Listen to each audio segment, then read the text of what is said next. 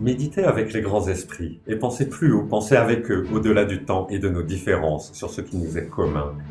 Réfléchir au quotidien la sagesse de ceux qui nous ont précédés.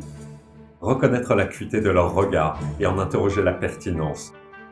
Confronter leurs questions à nos opinions, entendre leurs raisons, interroger nos passions, et en leur compagnie, construire notre pensée. Se tenir dans le voisinage de ces grands penseurs, de leurs interrogations et ensemble parcourir le questionnement du monde. Ils ont façonné des outils précieux pour réfléchir le passé, comprendre le présent et nous permettre de nous projeter dans l'avenir, de le construire. Leur fréquentation, qui semble nous éloigner du quotidien et de ces préoccupations bien ordinaires, nous rapproche pourtant et invariablement de qui nous sommes, de ce que nous vivons et vivrons tous, jour après jour. Et parce que nous faisons partie d'un même récit, pour comprendre le monde qui nous entoure, acceptons que leurs réponses fassent partie de notre regard. Il faut nous souvenir que nous sommes les semblables de ceux qui nous ont précédés, que les frontières qui nous en séparent ne sont que de simples dates dans l'histoire d'une même parenté. Il faut se souvenir de ce que tous ont vécu et comprendre ce que nous sommes maintenant et à notre tour appelés à vivre.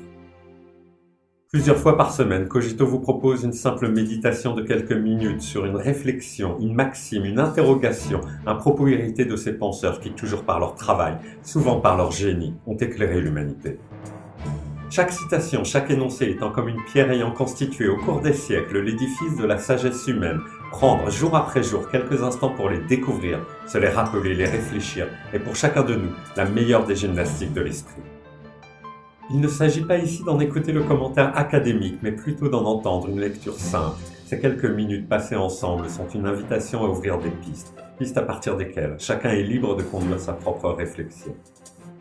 Au milieu du flot ininterrompu de l'actualité et des préoccupations quotidiennes, prendre un court instant pour se rappeler ce que d'autres ont compris sur ce qu'il y a de plus essentiel, sur ces questions qui traverseront toujours notre vie, n'est pas inutile, ce n'est pas du temps perdu. Bien au contraire, c'est la meilleure façon de prendre soin de soi, en commençant par prendre soin de son esprit.